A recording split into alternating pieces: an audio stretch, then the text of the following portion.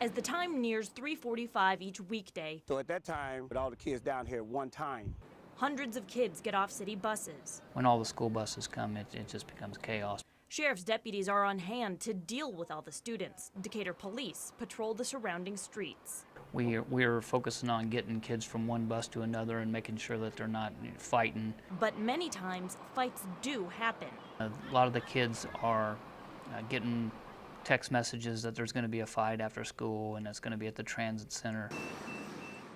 They're not the only problem, though. This year alone, deputies have made more than a dozen arrests, banned more than 45 kids from the center. Most of that for behavior problems, trespassing, or loitering. There's an increase in the number of kids that are actually on the buses.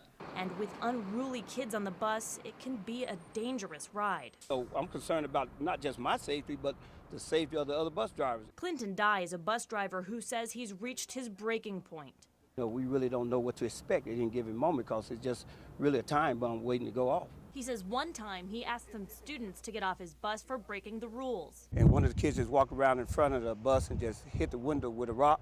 An Ag Deputy Jim Root says could endanger all riders. When you have kids in the back throwing things, fighting, arguing, screaming and yelling, those things become distractions for the bus driver and make it a safety hazard for not only them driving the bus, but every other kid that's actually on that service. To see what it's like, I rode 2 buses with the students.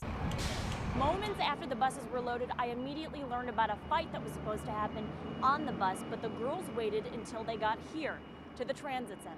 Deputy Tim Hoffman tried to break it up, ordering them to get off the property.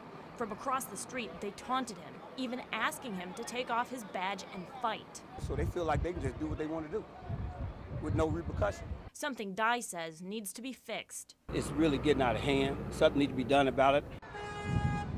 before an accident happens.